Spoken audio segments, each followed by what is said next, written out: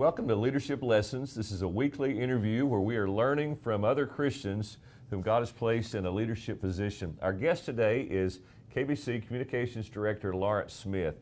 Lawrence grew up as a self-described Air Force brat. He has served in the communications business for more than 40 years, most of it here in Louisville, and he's actually interviewed 3 sitting presidents. Lawrence has been recognized both locally and nationally for professionalism in journalism. He's married to Garnetta. They have 2 adult children, and I can't wait to talk to him today. Our guest next week is Shane Pruitt, who is a strategist for the North American Mission Board, focusing on reaching the next generation. If there was one thing that you could do that would be good for you as a pastor, church leader, good for your church, and also good for your community, would you want to do it? If the answer is yes, then I want to invite you to attend Reach 2022, March 14th and 15th at Severance Valley Baptist Church in Elizabethtown. Here are 3 ways that Reach will help you personally. Number 1, it'll help you to renew your evangelistic vision. Number 2, help you to reinforce your church's mission strategy. And number 3, it's a chance to connect with other leaders. Reach costs only $10 to attend. You can register by going to kybaptist.org/reach and sign up. I hope to see you there. Well, Lawrence, welcome to Leadership Lessons, and we're in the KBC studio today, not on a Teams video meeting. Thank you for letting me interview you. I am glad to be there, although I must admit I enjoy asking questions more than answering them. I'm sure you do. I'll do my best. That is not the case today. So you're new to Kentucky Baptist Convention. Tell us a little bit about yourself, how you came to know the Lord. Well, my father, as you said in the intro, was in the Air Force, career Air Force. He was in 22 years. So I grew up on Air Force bases all over the country and even over the world. We spent a few years in Okinawa, Japan. So we moved a lot, but there was one constant. My family is a Christian family. My father and mother, both believers. And if there was one constant, it was always, wherever we were, we went to church on Sunday. Sometimes it may have been the chapel on base or a church off base, but we always went to church.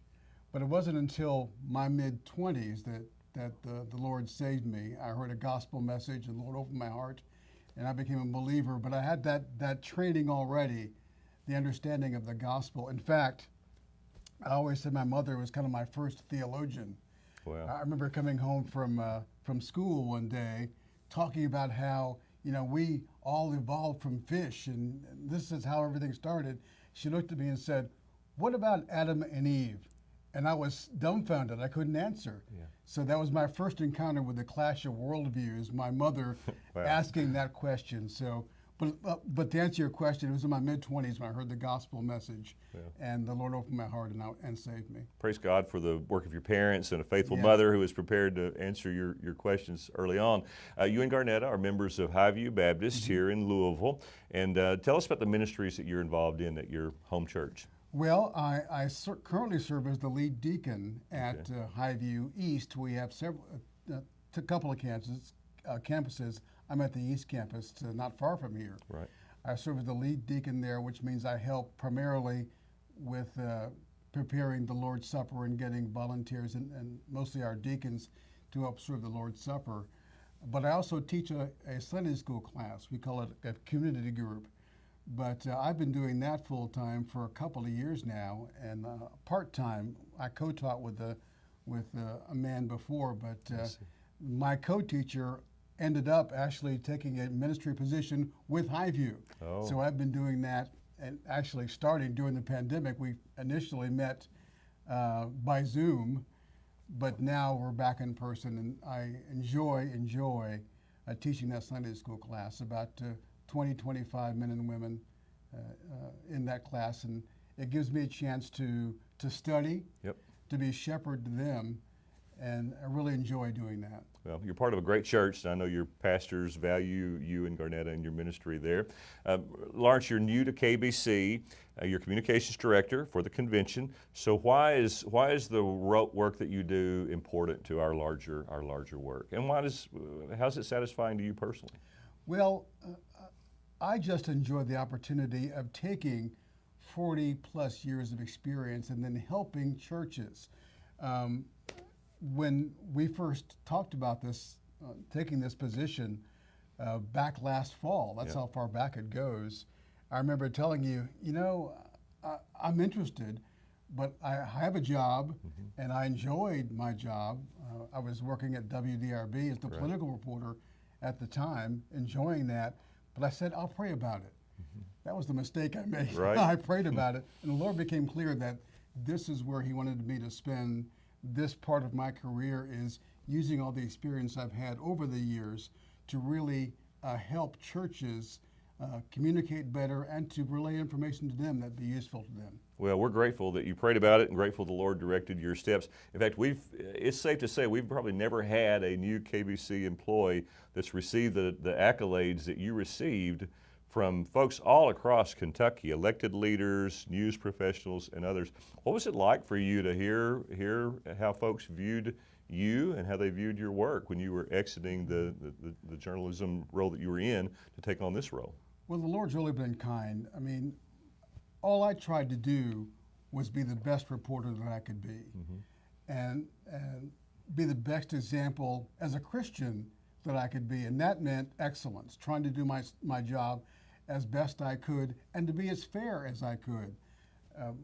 I've been told several times when I'm doing political reports that I can't tell what your own view is. I can't tell if you're a Republican or Democrat, and that's what I wanted. I wanted to be able to present both sides of the story, let people make up their own mind. So the fact that people caught on to that and appreciated that means a lot. Sure. So we're talking primarily to pastors, church leaders, ministry leaders. You have 40 years of communication experience. Part of being a good communicator is being a good listener. So what are some top tips for being a good listener? Well, you're right. Being a good listener is part of being a good communicator. And I think the first part is to be engaged in the conversation. It is easy to be distracted by your cell phone or only having so much time. And you can set time limits around a conversation if you have to, but during that time you're talking to someone, be engaged, be interested, and listen carefully. In my experience doing interviews, I've discovered that sometimes the best story comes not from the question you intended to ask, but from the follow-up question that came from you listening to the person. So be engaged, be focused, and be all into that conversation. Try not to be too distracted by it. Well, and there are lots of distractions. Things pull us away all the time. You've also been listening to preaching then for a good number of years. So let's talk about the other side of communication, the speaking part, trying to communicate to a group. We're talking primarily to pastors, preparing sermons every week, speaking to a crowd of 20, 50, 200, 500, 1,000 people. What are some tips for being a good communicator to a group of people? Well, I would never, in all respect, try to tell a pastor how to preach a sermon. Right. They've been trained to do that and know how to do that. However, I've listened to lots of sermons. Sure. So a big thing I would say is don't underestimate your audience. Don't be afraid to dive deep with them. I think people really want to be able to dive deeply into Scripture. And I think, I know me as a Sunday school teacher, and I'm sure it's the same for a pastor, sometimes they're afraid to dive too deeply because they're afraid folks might not understand. But you'd be surprised how anxious people are to hear the Word of God and what it means, how it can apply to their lives directly. Now, at the same time I say that, yes, dive deeply, but try to be as clear and simple. Use simple terms. Explore big concepts, but try to do it in a way that is understandable to people, that people can relate to. I know when I did a news story, sometimes I would have to take a very complex issue, taxes, for example, or something that I barely understood, or even reporting on abortion or something like that. I would have to take a very complex subject, decide the best 2 or 3 aspects of this, and communicate those clearly, and then, thanks to social media and the web, direct people maybe to a website to get more information. But I try to keep it simple as possible and use clear, common language, but not be afraid to go deep with people if necessary. Now, folks who've had formal preaching training have probably had to either watch themselves on video preach or listen to themselves on some kind of recorded device. What was it like for you the first time that you watched yourself conducting an interview? What did you learn from that experience? It was embarrassing. For all of us. You would be surprised when you're preaching or speaking to someone how much posture counts. Oh my, yeah. How I much mean, you're sitting up really straight, and I just kind of naturally slouch a little bit, so thank you for that, Lawrence. sitting up straight or standing up straight. And for example, my very first political interview I recall doing was with then Governor Julian Carroll. This was years ago in the 70s. I was scared to death, but I presented myself in a way, standing up straight, looking him in the eye, asking questions, hoping he didn't hear my voice quake, but presenting yourself in a way that that the butterflies in your stomach aren't as obvious. So posture is important. Looking him in the eye is important. I mentioned that earlier. And speaking clearly is important. All those are factors in communicating effectively and clearly. And when you're talking to a big crowd, don't think, boy, I'm talking to 3,000 people. I'm talking to one person. Right. Find that one person you're going to talk to throughout the audience. In this case, I'm talking to a camera. Right. That camera is the person I'm talking to, and that's the person I'm communicating with, and not think about the 3,000 or 4,000, or in case of TV, several 100,000 people who may be watching. Yeah, I would think it's not good to think about that crowd that's watching you. So, Lawrence, this question is just probably for me only. When you're interviewing someone, you did all these interviews for all these years. What are some tips to getting a good interview? What are some things that you were trying to do each time you interviewed a politician, elected leader, any person at all? In fact, 3 sitting presidents you interviewed? Yes. The main thing that I learned is be prepared. And that's the thing about TV sometimes is you'll get an assignment and it may be someone you never talked to before or on a subject you've never really studied before. Fortunately, in my world of politics, I was able to always keep track of what's going on. So the big thing is be prepared. And then don't be intimidated. You know, I interviewed President Trump twice, and it was scary, of course, whenever you go interview a sitting president, but don't be intimidated. You know, he's a powerful person, he or she, but they're probably as afraid of you as you are of them because you're the one asking the questions. I think you said he was actually pleasant to be around. He was very pleasant to be around. I only had 10 minutes with him, but he was very pleasant. His notorious disdain for the media was not obvious while I was talking to him. Well, one of my favorite interviews that I saw you do was the man with the bus. I don't recall the story about the bus. It may not even be appropriate, but it was a funny interview just to watch you have to do it. Yeah. It was a guy who was running for governor. And I wish I could remember his name. His name escapes me right now. Yeah. But it was a guy who was running on a lark for governor.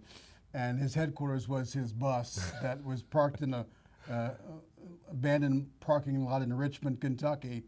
And I remember saying that he would get on the campaign trail as soon as his bus started working. So it was a funny story. I'm sure you have lots of great stories. What could a pastor do if they want to say, I want to grow in communication?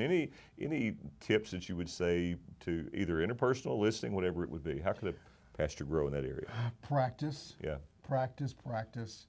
I remember as a little kid talking into a tape recorder and listening to myself speak. And even after I became a professional broadcaster, you get better by watching yourself, seeing the little tics that you may have, or the way you say some words, or the way you stand. So looking at yourself, recording yourself, and listening to yourself and watching yourself will help you become a better communicator. And then, ask someone you trust, maybe your wife or a good friend, how did that come off? What can I do better? Those kinds of things can help. And one thing I had to learn when I was communicating as well is don't talk too fast. Slow down. Not to the point where it's obvious. But, I speak at 1.25 speed. I mean, I preach fast. But even if you speak fast, enunciate clearly. Right. Because don't forget, whether it's a news story or a sermon, they're going to hear it one time probably. Yep. So you want to make sure that they get every word that you say. Oh, super helpful. So when we were interviewing you, your resume includes some training and background in crisis communication. What's important about communicating? So again, I'm thinking about pastors, ministry leaders, something has happened in the church or in their place of ministry. What's important about communicating in or after a crisis? The number one thing to me is be honest. Yeah. Don't lie. It's important to communicate honestly, for example, to your church congregation. You won't be able to communicate everything right away, but communicate what you can, when you can, and be honest about it. And then make sure you do communicate, because if you don't, something will fill that vacuum. Usually it's misinformation Right. or gossip. So communicate, be honest. If you can't communicate everything at once, assure them that, hey, when I can tell you more, I will tell That's you more. helpful. If it's a church discipline issue, let the congregation know that the process is being followed. Yep. Or if it's a criminal issue, let them know, hey, we're cooperating with authorities. And as soon as we can tell you more, we will. But give assurance that this is being handled properly and you're not hiding anything. Lawrence, I've also heard how important communication is during a leadership transition, and we work with churches that are trying to call their next senior pastor. And those church members need to hear on a regular basis from the search committee. As you said, if they're not hearing something, they'll sometimes kind of create their own story. You're absolutely right.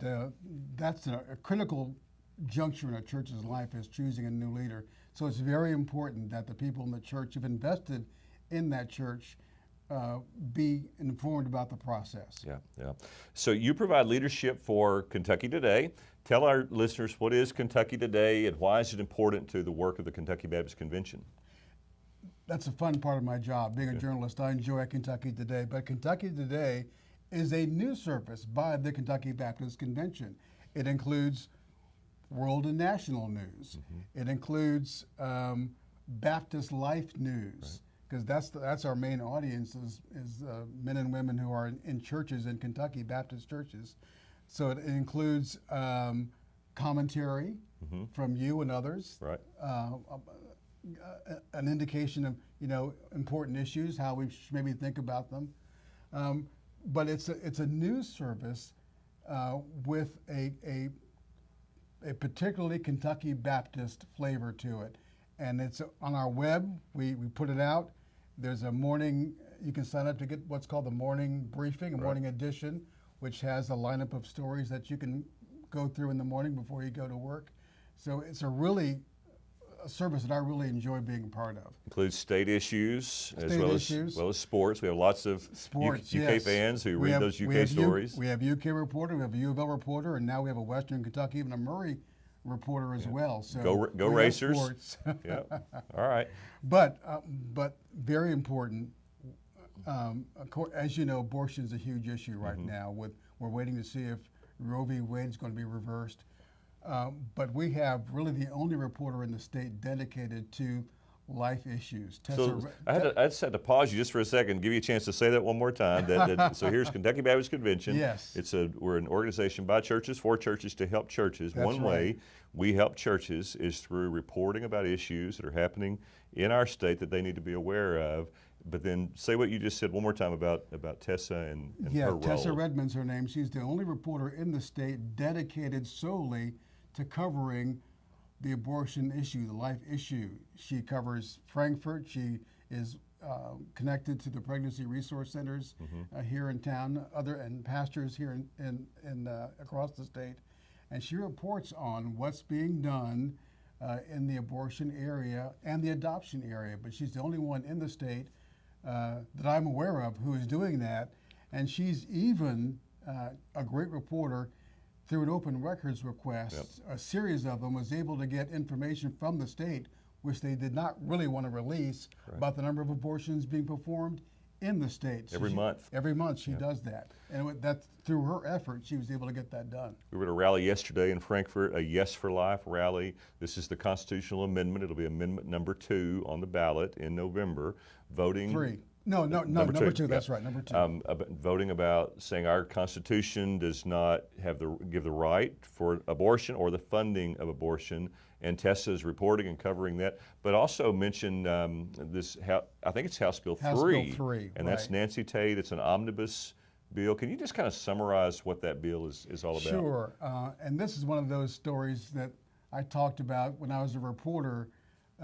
It's so big you couldn't really report every aspect of it, and this omnibus means it encompasses a lot, but basically it involves one, trying to crack down on chemical abortions, right, making those harder to get, because right now, according to Representative Tate, we have pills being mailed from out of state to women here in Kentucky, and which induce abortions. Right. So, and often there's no doctor involved. Yep.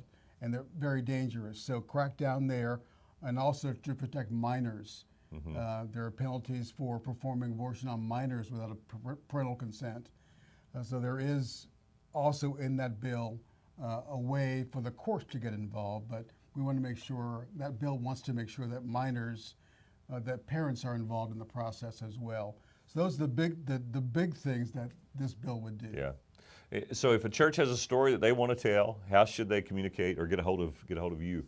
Couple of ways. They can email me directly, lawrence.smith@kybaptist.org, or info@kybaptist.org, or you can go to the Kentucky Baptist website, and there's a connect button, and you can see how to connect with us. Also, across the state, we have mission strategists and consultants. They can go to that person that you may know personally and say, this would be a great story, and he'll tell you how to connect with us. Lawrence, it's such an incredible resource, and it allows Kentucky to be the state that it is, for us to experience Baptist unity in our Baptist work. So we have a story out, I think, today on Frank Stratton, pastor at Park City. Their church has had a phenomenal, this is a normative-sized church in Kentucky, phenomenal Lottie Moon Christmas offering. Folks get to know Frank.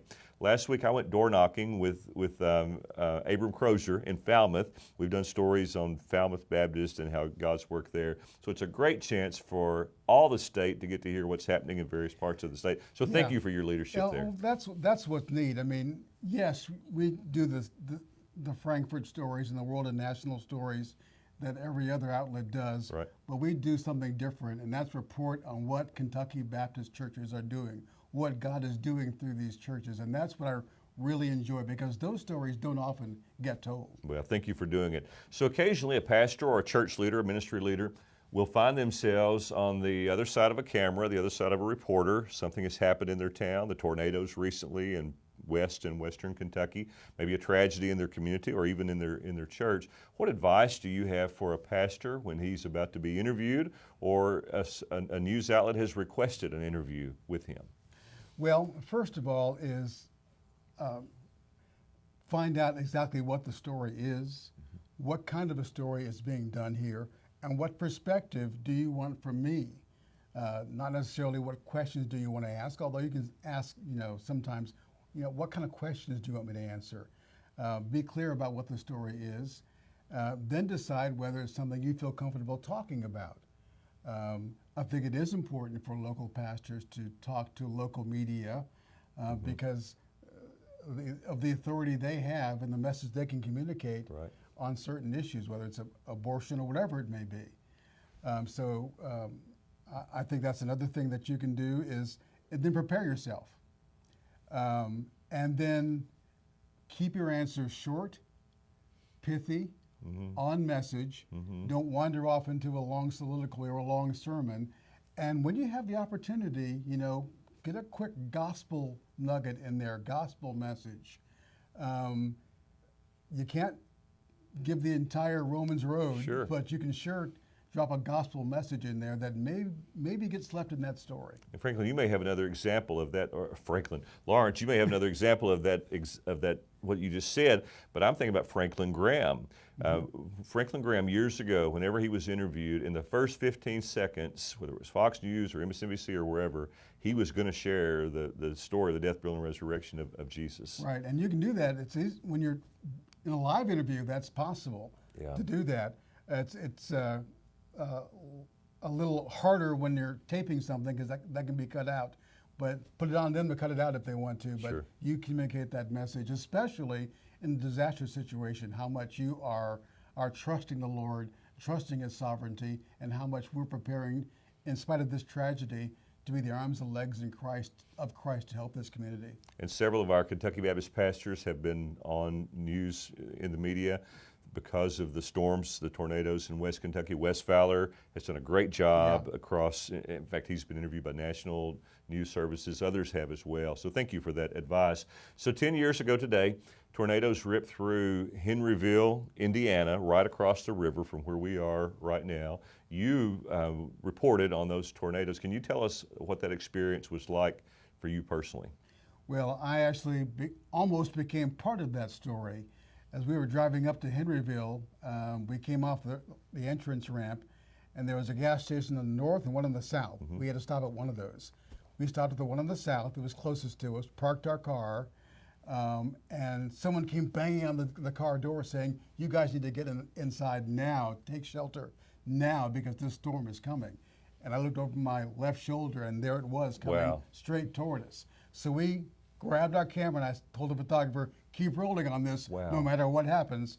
We got inside that gas station, and the building started to shake. The lights were going on and off. We were about to jump into a large freezer to take shelter when it turned. It diverted away from where we are, jumped across the street, and destroyed the gas station that we almost went to, and continued a deadly course through Henryville. But we were almost, my photographer and I, became part of that story. Well, that had to be unnerving. Lawrence, you had an interesting career.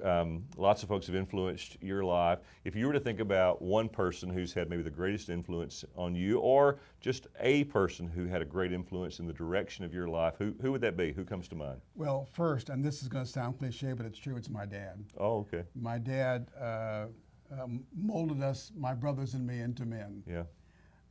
And laid the foundation for who we are today.